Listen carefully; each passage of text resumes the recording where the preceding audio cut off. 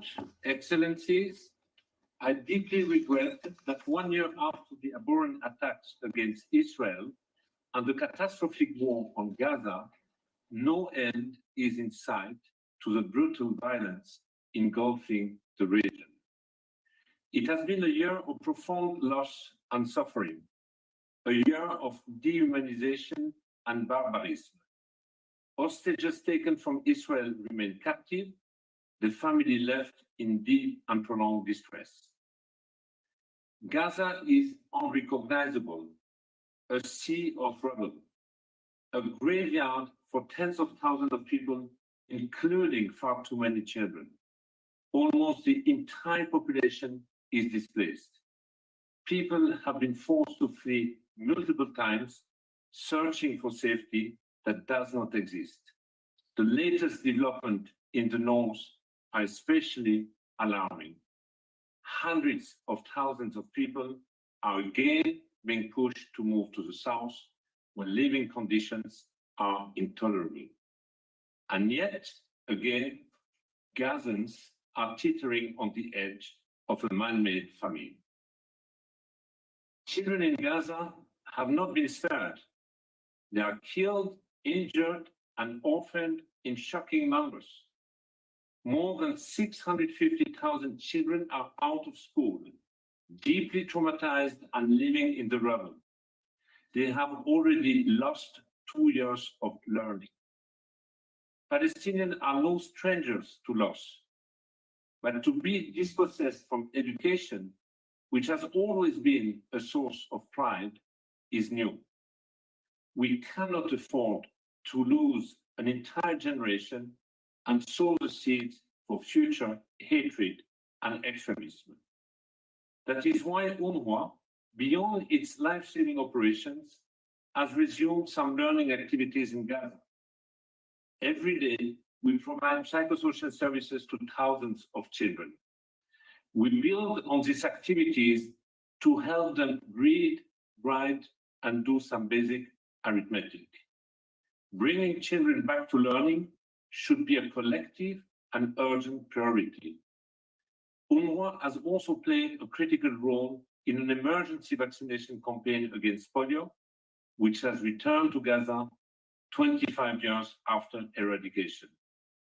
Together with WHO and UNICEF, UNRWA vaccinated more than 500,000 children during short pauses in military activities. The second round of the campaign is planned for mid-October. We hope to succeed again. For this, we need sufficient political will.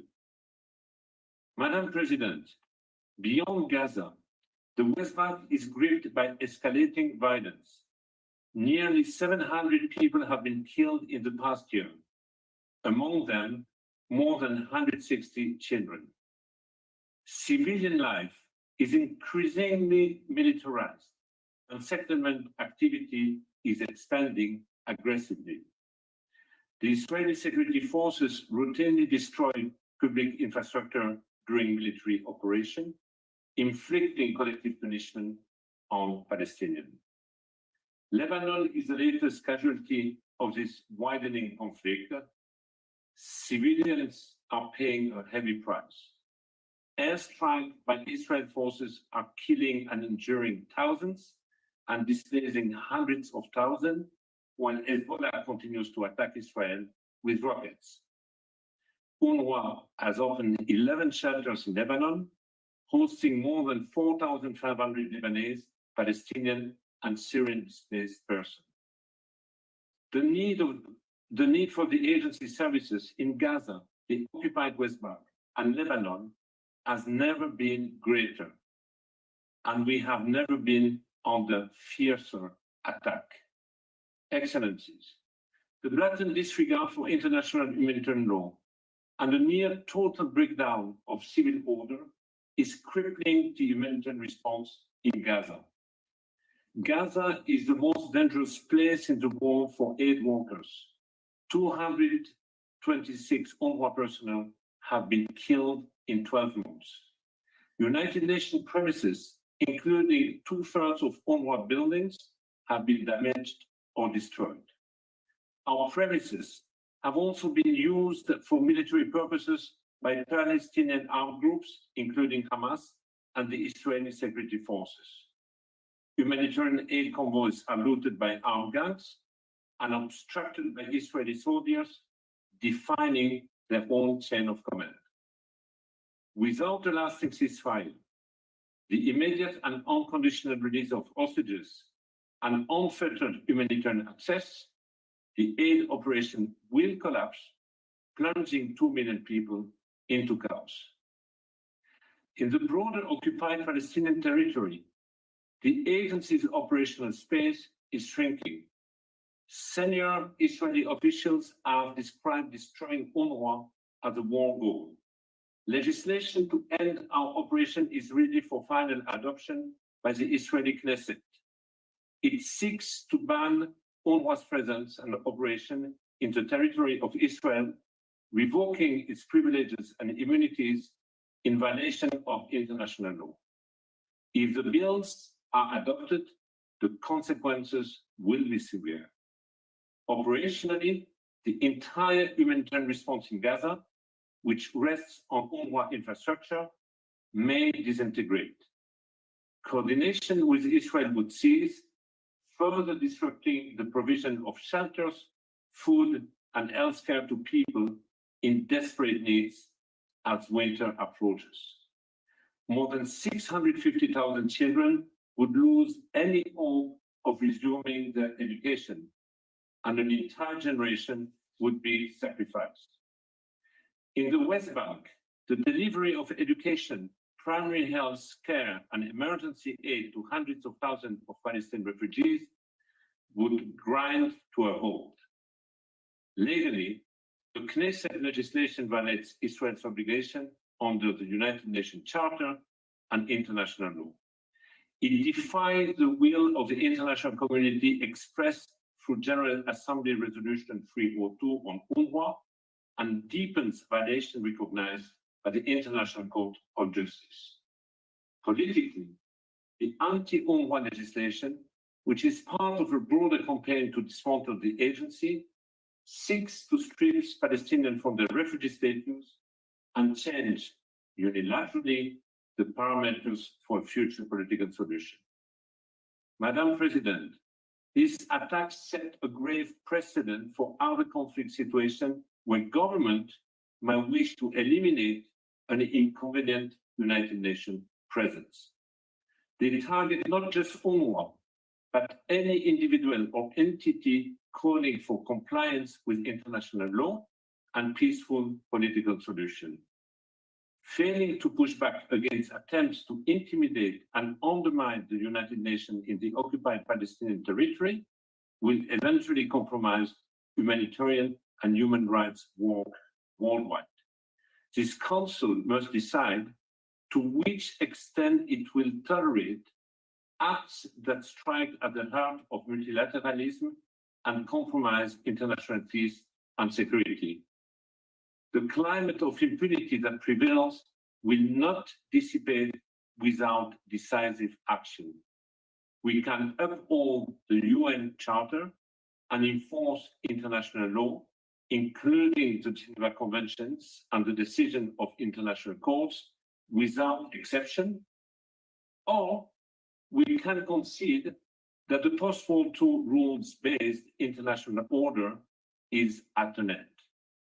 The devastation of the past year should pull us back from the brink of creating dangerous new norms of warfare and reneging on our decades-long commitment to Palestinian refugees. UNRWA is an integral part of the United Nations, which anchors the multilateral system. I urge you to shield this UN agency from efforts to end its mandate arbitrarily and prematurely in the absence of a long-promised political solution. Thank you. Je remercie Monsieur Lazzarini de son exposé. I thank Mr. Lazzarini for his Je briefing. donne maintenant la parole And I now à give the floor to Madame Lisa Lisa Doughton. Vous avez la parole. You have the floor. Madam President, members of the Security Council, thank you for this opportunity to update you on the humanitarian situation in the occupied Palestinian territory, both in Gaza and the West Bank. This past year has brought unimaginable suffering. It's been 1 year since a horrendous attack by Hamas and other armed groups in Israel, and rockets continue to be fired indiscriminately into Israel. Few times in recent history have we witnessed suffering and destruction of the size, scale, and scope that we see in Gaza. In the past year, this council has been briefed repeatedly on the horror unfolding in Gaza, at least monthly on average. Once again, we find ourselves at a critical juncture. Unfortunately, much of what I'm about to say mirrors what we reported a month ago. Widespread suffering persists while the humanitarian situation worsens.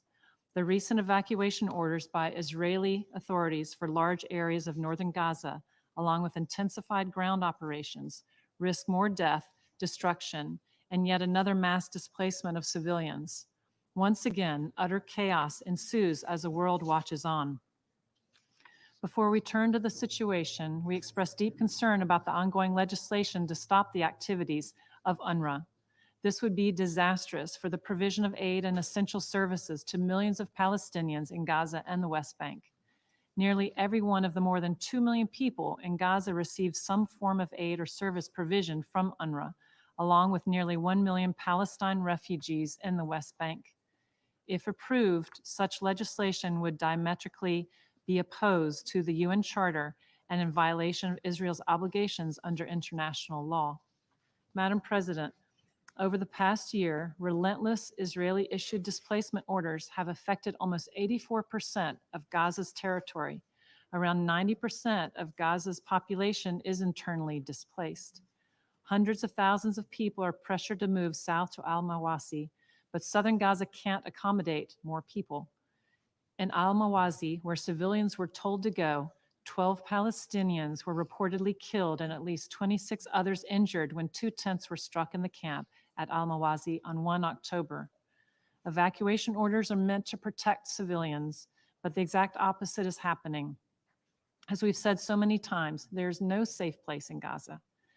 3 of the 10 partially functional hospitals in the north have been ordered to evacuate all patients without providing alternatives for relocating them.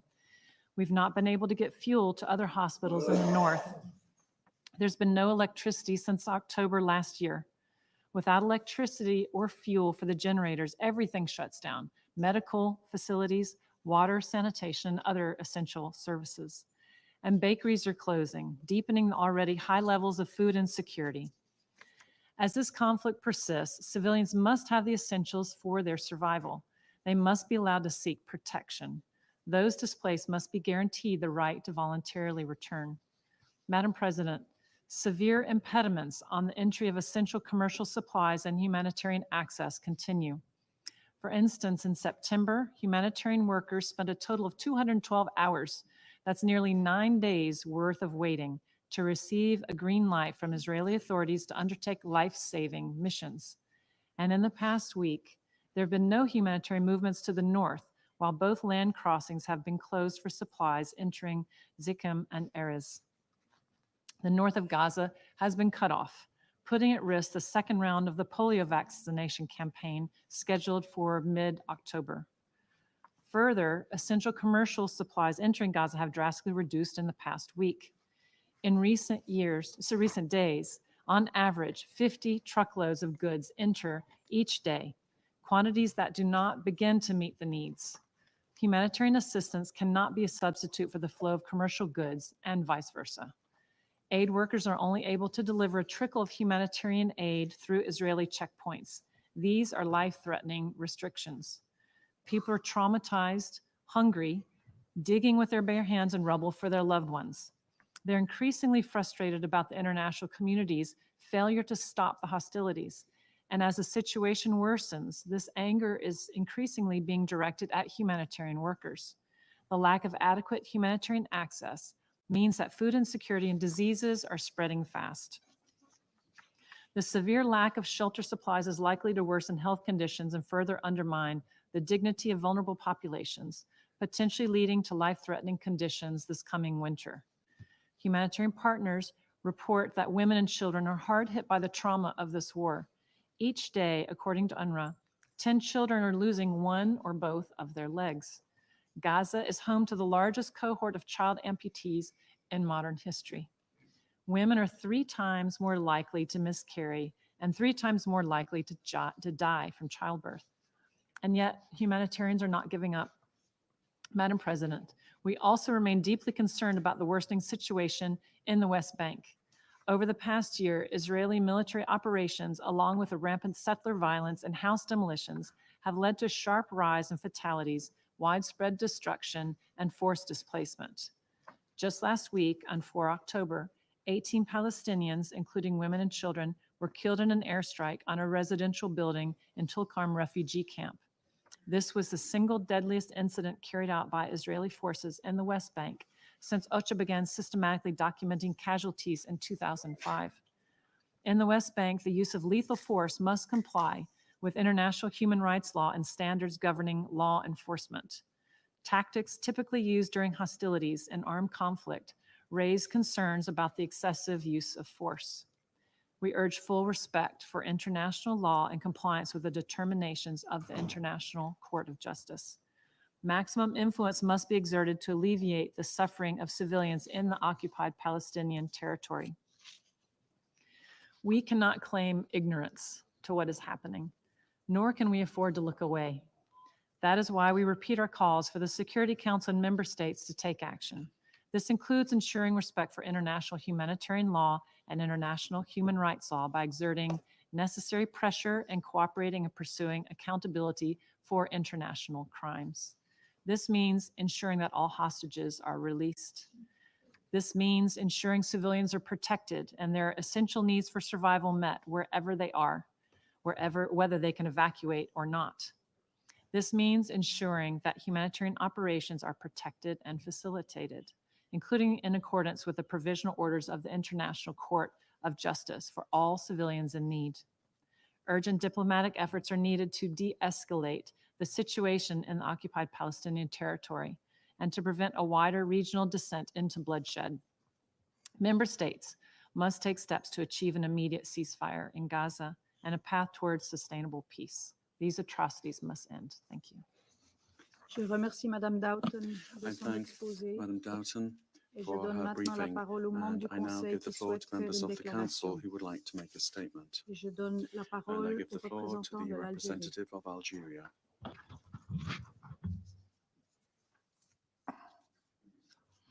Madam President,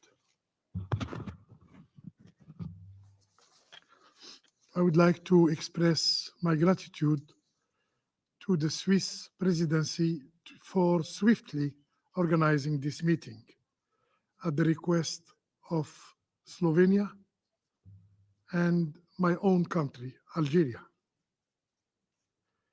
I also thank Mr. Philippe Lazzarini and Mrs. Lisa Doughton for their briefings. These briefings highlight the horrifying consequences of a merciless Israeli war machine that has spared no one in Gaza. It is now extending its brutality into Lebanon. Madam President, massacres and killings have tragically become a daily reality in Gaza, and they continued unabated.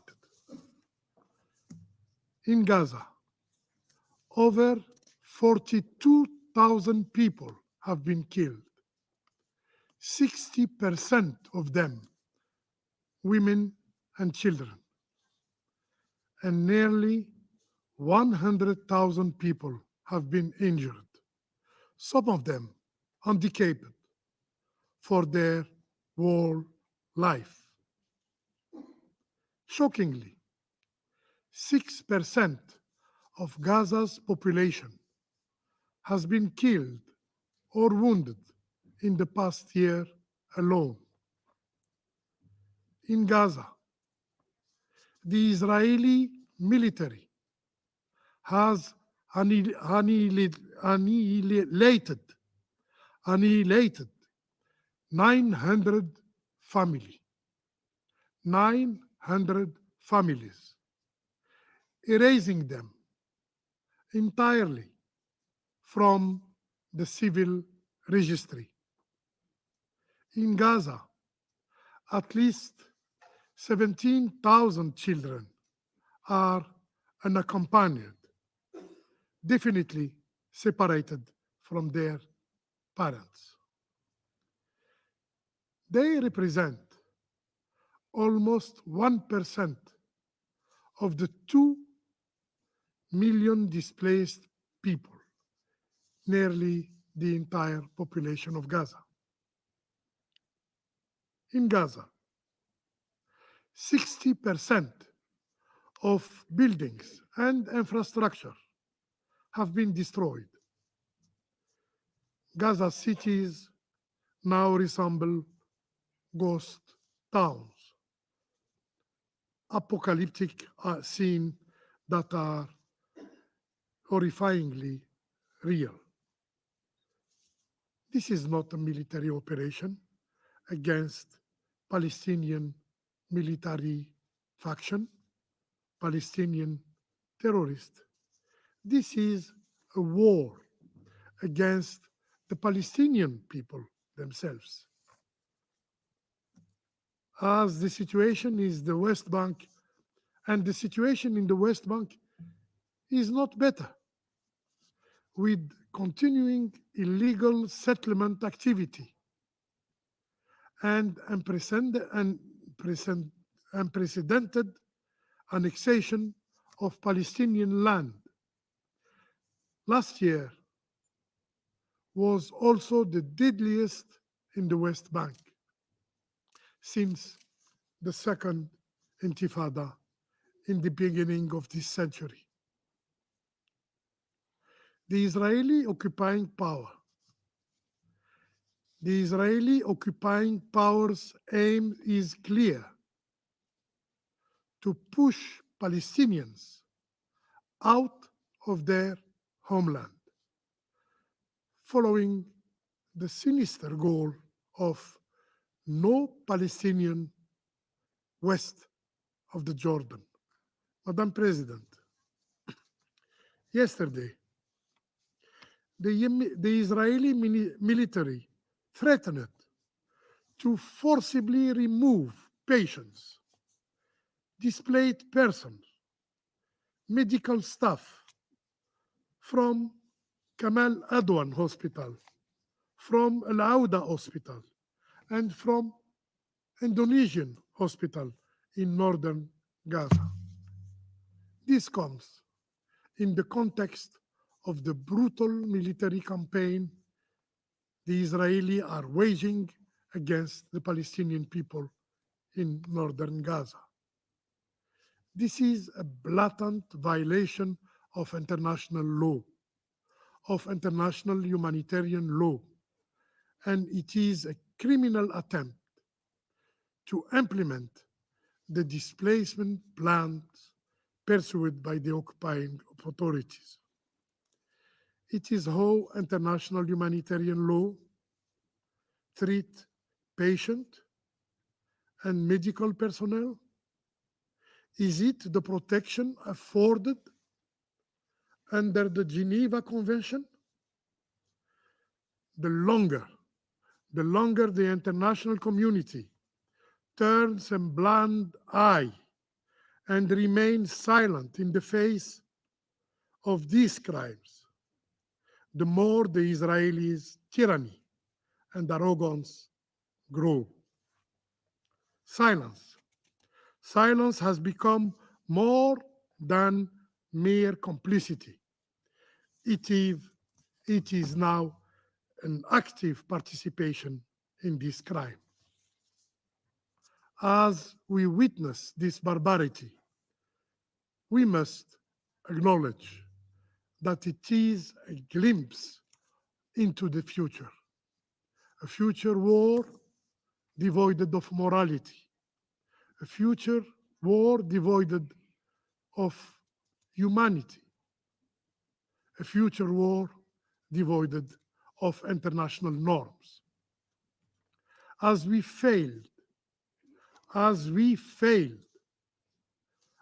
this Security Council failed to hold the Israeli occupier accountable, it became emboldened, believing itself to be above the law. Those who remained silent or try to justify today cannot claim to defend the rule of law tomorrow, because there will be no law except the law of the jungle. Madam President, despite the immense suffering,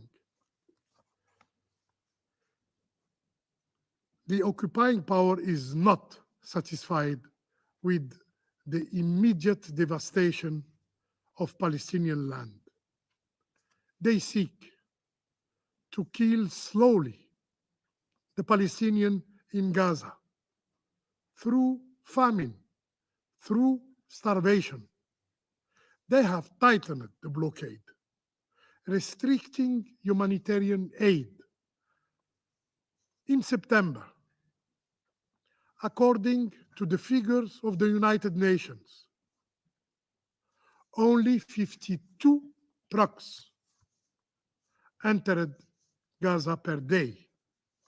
They were more than 500 before October last year. And these 52 trucks are the lowest rate since last November. Meanwhile, 96% of the population in Gaza faces crisis or worse level of food insecurity. This is a deliberate act. And the success of the polio vaccination campaign in Gaza demonstrate that when the occupying power commits, scaling up humanitarian effort becomes possible. The Special Rapporteur on the right of food, Madam President, his name is Mr. Michael Fahmy. In his report to the Human Rights Council, detailed how Israel has weaponized starvation as part of its genocidal campaign against the Palestinian people. UN Security Council resolutions clearly prohibit starvation as a method of warfare. It is a war crime, and this council must act what remains of its credibility. It is time to impose a ceasefire in Gaza. Madam President,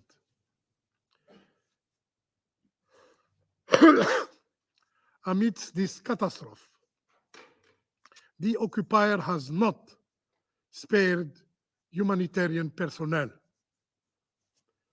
222 UNRWA staff members have been killed. Two-thirds of UNRWA premises have been destroyed or damaged.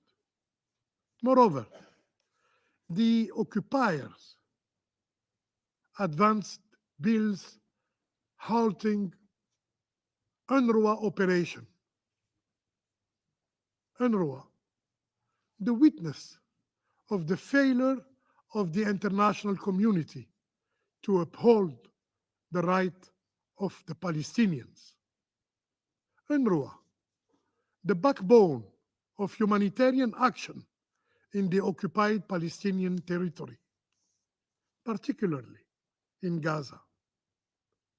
For years, the Israeli authorities has made clear its desire, its will to dismantle UNRWA because it symbolizes the Palestinian refugee and their inalienable rights. We reiterate that the rights of Palestinian refugees are not subject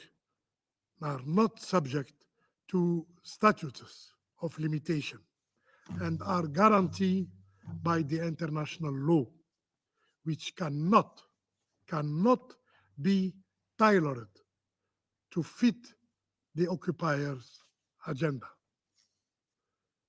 The fate of the refugees must be and will be decided by themselves, not by the Israeli occupying power. Madam President, to conclude,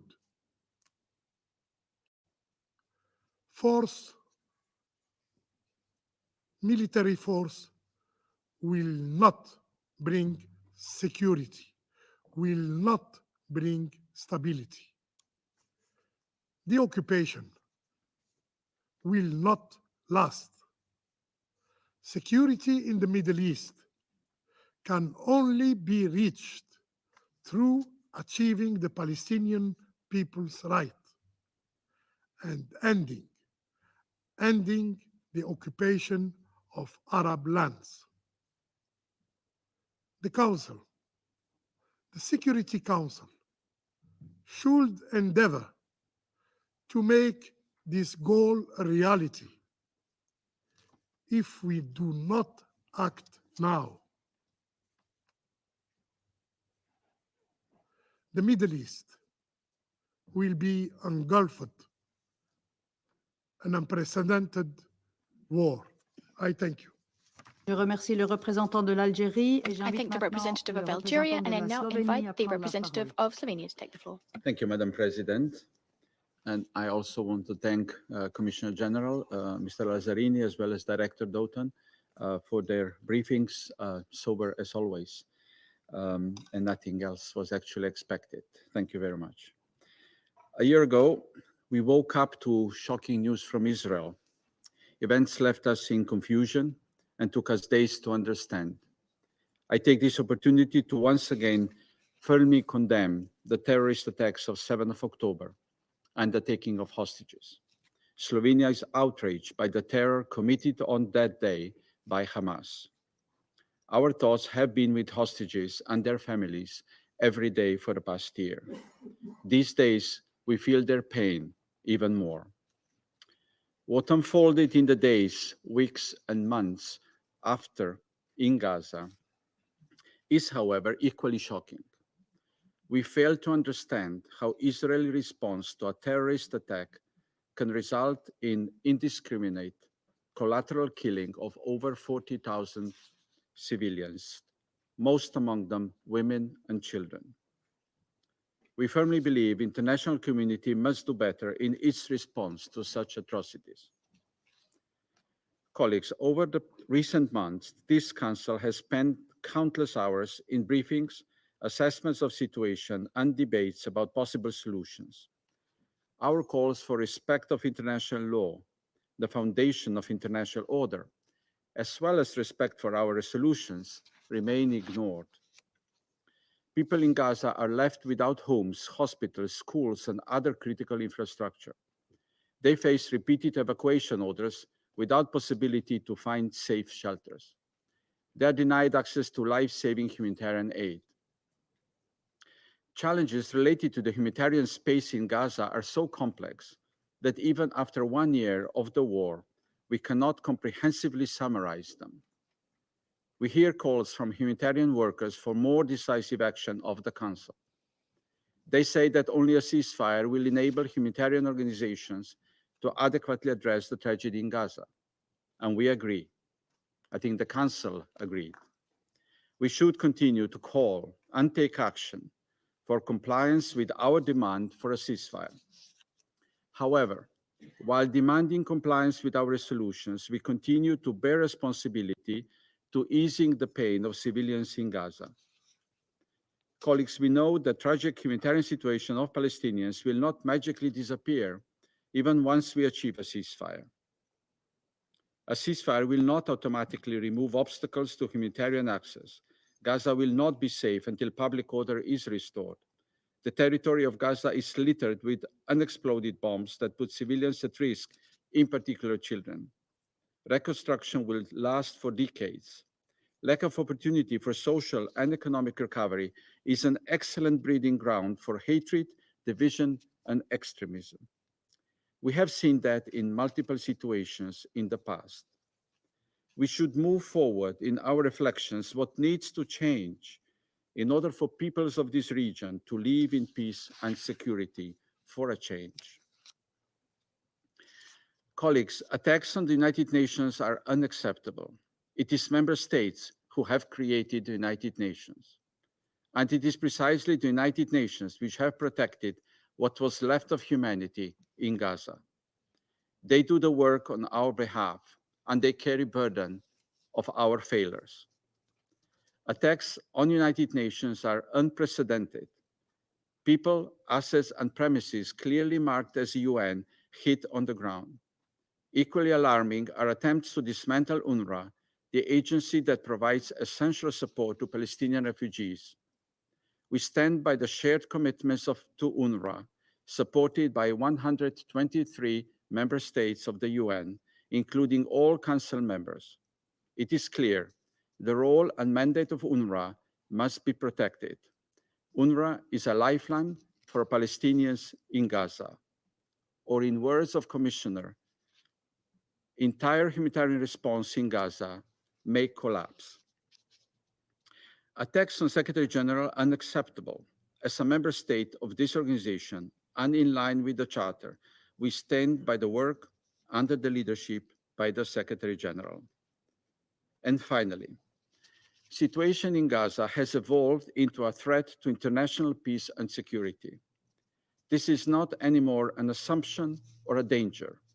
It is here, it is a fact. Conflicts are spreading like an inferno across the region of the Middle East, an inferno that we must stop. More wars will not bring peace and security. More wars will not bring Israeli hostages home to their families. It is time to stop the wars, to bring hostages home, and to end suffering of the civilians in the Middle East. We call for an immediate, all-out regional ceasefire and for all parties to return to the path of diplomacy. Colleagues, the world cannot forget Gaza. This Council cannot forget Gaza. And first and foremost, we cannot forget we have the primary responsibility for international peace and security. Thank you. Je remercie le I représentant thank the de la representative Slovénie of et Slovenia j'invite la for représentante their des statement. I États-Unis. invite the representative of the United Madam States. President, and thank you, Commissioner General Lazzarini and Director Dalton, for your briefings. I also want to take a moment to welcome the appointment of Tom Flesher as the new Emergency Relief Coordinator and note how important it is for all of us to work very closely with him. Colleagues, this Monday marked 1 year since Hamas's horrific terror attack in Israel, murdering 1,200 innocent people, taking 200 individuals hostage, leaving their families clinging to hope, and setting into motion this horrific situation. 1 year since Hamas unleashed a conflict that, despite our extensive diplomatic efforts, continues to inflict tremendous suffering and pain on the Palestinian civilians in Gaza and destabilizing the region. Tens of thousands have been killed in a conflict they did not start and cannot stop. Civilians have been displaced over and over again by the fighting. Parents don't know where they'll get their next meal or if they'll find a safe place for their babies to sleep.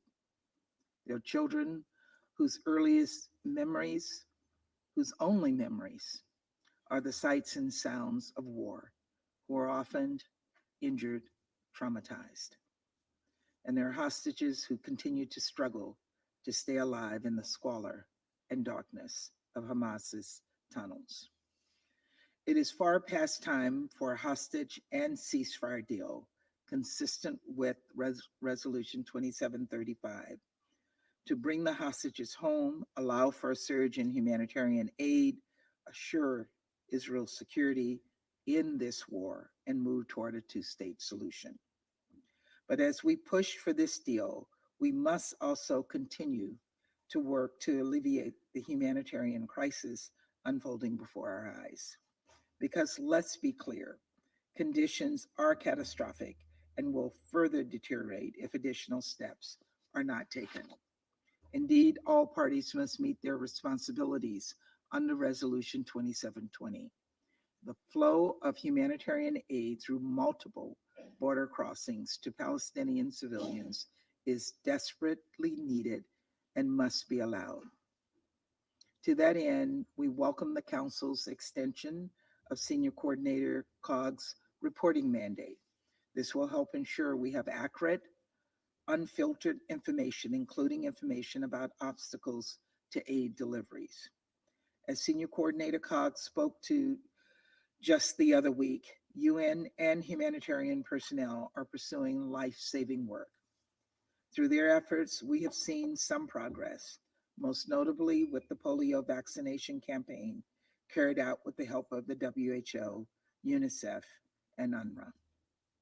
This was a textbook example of what the UN can accomplish when it has willing partners on the ground. We need and expect the same level of coordination to extend to other urgent humanitarian efforts, including efforts to provide displaced Palestinian civilians with food, water, and resources they need to cope with the coming winter. And so the United States is concerned by the situation in northern Gaza, including the announcement by Israel of a new evacuation order for several communities. We're particularly concerned that Palestinian civilians have nowhere safe to go.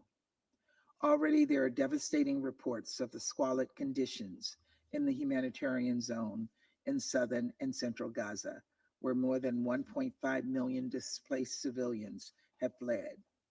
These catastrophic conditions were predicted months ago, and yet have still not been. That must change, and now. We call on Israel to take urgent steps to do so.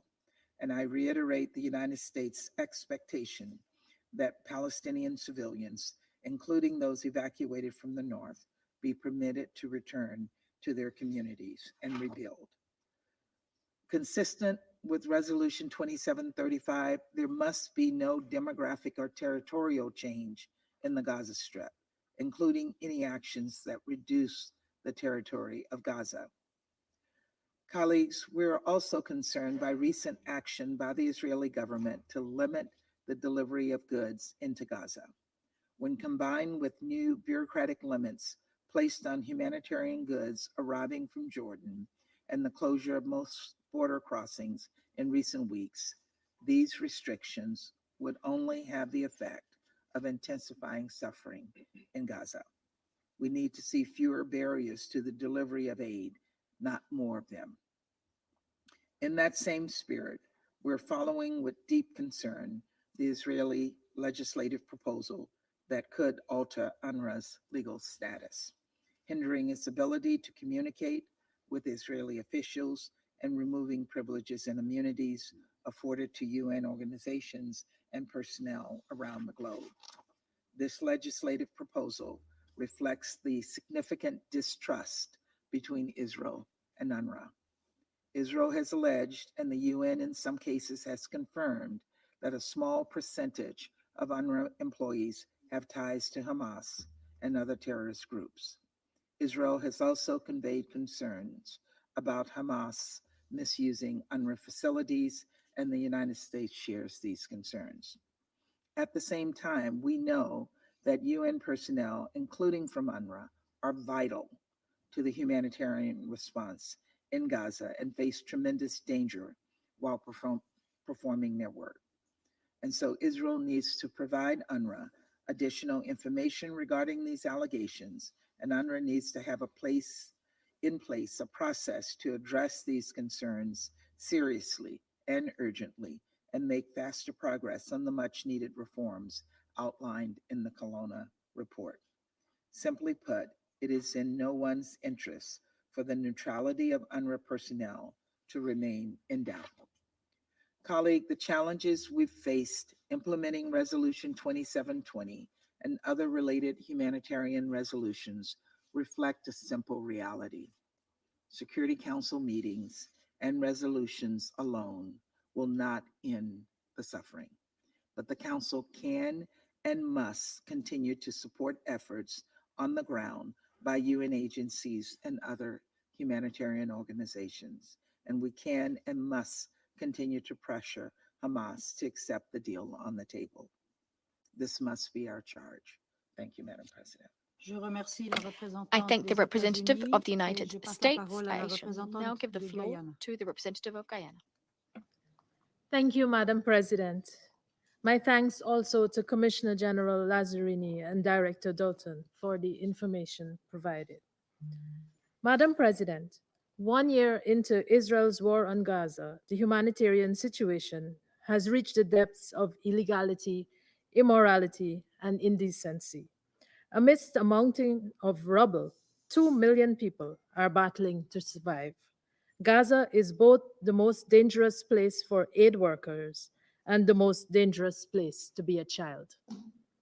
The enclave now teems with the wounded, the diseased, and the starved, as well as the displaced. If ever there was a crisis that the Council needed to address with urgency, it is the war in Gaza. Madam President, when the world learned of the brutal Hamas attack on Israel on 7th October, condemnations were swift and rightly so. Guyana maintains that there is no justification for the horrors that the people of Israel were forced to endure on that day, and we reiterate our strong condemnation of the 7th October attack on Israel. We condemn the infiltration of Israel's sovereign territory, the killing and injuring of innocent civilians, and the taking of hostages. Guyana further reiterates its call for the release of all hostages and for accountability for all the crimes perpetrated on October 7th. As Israel's response to the 7th October attack unfolded, the world was stunned by the brutality of the response and by the complete disregard for every tenet of international law, including international humanitarian law. The response continues to be characterized by the bombing of hospitals, schools, shelters, homes, and other civilian infrastructure. It is characterized by incessant evacuation orders to civilians while bombing them as they move, bombing them while they are in shelters, and bombing them even if they choose not to move. Humanitarian workers and United Nations personnel operate at great personal risk since they do not have the life-saving cover of functioning deconfliction and coordination mechanisms. Guyana reiterates its condemnation of the illegalities that continue to be perpetrated in Palestine. We condemn the ongoing violations of international law, the United Nations Charter, the resolutions of the Security Council, and the orders of the International Court of Justice. We call on Israel and all other parties in the war to abide by the rule of law and to prioritize the protection of civilians. Madam President, as we contemplate the long-term prospects for the people of Gaza on account of this war, there are some extremely troubling realities that we must confront. For example, the war will set children and young people's education back by up to 5 years and has created a generation of permanently traumatized Palestinian youth. The implications of this setback for development cannot be overemphasized. Neither should we underestimate the challenges that will be encountered as a result of the trauma that this war has created. Time is not enough to speak of the Herculean task that reconstruction would involve and the intense amount of resources that would be required. Madam President, the question of justice must also concern us. In Guyana's view, justice entails both accountability and redress. To be comprehensive, justice must reach beyond October 7, 2023 to May 1948. It must address the millions of Palestinians and their generations of children who have been gradually pushed off their lands, with many born as refugees and many who also died as refugees. Justice demands that these wrongs not only be acknowledged, but fully theirs. There should be no compromises on this point. The question of the UN's legitimacy must also concern us. This war has revealed staggering levels of impunity by Israel, whose actions have cut at the very core of what the organization stands for. This council and the General Assembly have been subjected to all sorts of vitriolic indignities over this past year, and we now watch as the Israeli Knesset prepares to brand UNRWA a terrorist organization. The backbone of the humanitarian operations in Gaza continues to operate with a sword of Damocles dangling over its head.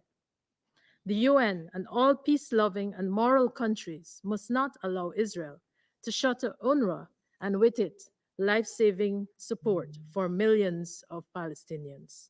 Let us act now to safeguard the purposes and the principles of this organization. Madam President, the history of the Israeli-Palestinian conflict has shown that seeds sown in blood cannot produce plants of peace and security. On the contrary, they produce weeds of fear, of turmoil, of chaos, of insecurity, of injustice, and a constant looking over the shoulder, unsure of when the next bullet or bomb or rocket or stone would be used to perpetuate the cycle of violence. Israel must seek the only true path to peace, dialogue towards the two-state solution. Anything less is an injustice to its own citizens who live in the shadows of war and with a very fragile sense of security. Allow me to issue 3 important calls. First, this council must take action to turn the tide on the ground. We cannot suspend our responsibility for the maintenance of international peace and security and hope that others will carry it out for us. Let us be united in this effort to halt the suffering across the Middle East in a war that is consuming Palestine's children. Guyana, therefore, reiterates its demand for a ceasefire and is ready to work with the Council to ensure that the ceasefire is achieved. Second, the humanitarian situation, purely man-made, is a shock to the human conscience. Civilians in Gaza desperately need our intervention, and not just with our resolutions or press statements. They need tangible action on the ground to secure urgent relief and permanent peace. Guyana therefore calls on the Council to enact measures that would deliver peace both in the short and long term. Finally, Guyana reiterates its appeal for the prioritization of all civilian lives. This includes Palestinian civilians detained in Israeli prisons without charge, persons taken hostage from Israel on 7th October, the hundreds of thousands of Palestinians displaced across the Gaza Strip, innocent civilians in Lebanon, and the Israeli citizens themselves. The actions of the parties to this war, including Israel, clearly demonstrate that no priority is being given to the lives of civilians. Madam President, I conclude by underscoring the need for urgent action to address the humanitarian crisis in Gaza and end the ongoing violence in the Middle East. Guyana is prepared to do its part to this end. I thank you. Je remercie la représentante de I thank the Guyana et representative je of donne la Guyana parole and I au give the floor représentant to de the la République de representative Corée. of the Republic of Korea. Thank you, Madam President. I would like to thank Commissioner General Philip Lazzarini of UNRWA and Director Lisa Doughton of OCHA for their briefings. This past Monday marked the first anniversary of the brutal terrorist attack by Hamas against Israel. And we have to keep in mind that more than 100 hostages are still held by Hamas in Gaza. These heinous acts must be unequivocally condemned, and the hostages must be released immediately. However, as repeatedly pointed out, the terrorist attacks by Hamas do not provide any legitimate ground for another party's violation of any international norms, including international humanitarian law and Security Council resolutions. Civilians must be protected. Humanitarian aid must not be hindered, and the Council resolutions, including 2735, should be implemented without delay. In this regard, we are extremely worried once again by the recent enormous evacuation order by the IDF, combined with the reopening of massive military operations in northern Gaza, which used to be the most populous area in the Strip. Gaza is not a chessboard, nor are the civilians remaining there chess pieces. Madam President, when the current situation broke out 1 year ago, no one could assume that the armed conflict in Gaza would last for so long. Unfortunately, we are now witnessing the most unfavorable scenario in the Middle East. Indeed, Israel's ongoing bombardment and ground operations are aggravating the unspeakable suffering of Palestinians in Gaza, and Hamas still fires rockets. Destruction and violence are also rampaging in the West Bank, with an incessant expansion of Israeli settlements. The dangerous spillover to Lebanon has become a dire reality, threatening not only Lebanese citizens but also UNIFIL. Houthis' attacks in the Red Sea are intensifying. Iran's large-scale missile attacks against Israel and the ensuing fears over massive retaliatory attacks by Israel are dragging the entire region into total despair. But let's be clear, short-term military victory will not deliver long-term peace. Under the current conflict lies intergenerational trauma alongside long-lasting hatred and distrust. And now we are witnessing a grave situation where such resentment and hatred are deepening and sharpening across the region, and they even point to UN institutions, including the Secretary-General and UNRWA. We are extremely concerned by the bills advancing in the Knesset, aiming to ban UNRWA's activities. Final approval to these bills would have a devastating impact on Palestinians, with no UNRWA, no deconfliction, no humanitarian activities, and no health or educational services. This must not happen. The Republic of Korea reiterates its support for the two-state solution, which is firmly supported by the vast majority of UN member states. If there are parties who believe that the two-state solution is not a viable path, they will have to answer as to what is a better alternative to guarantee durable peace in the Middle East.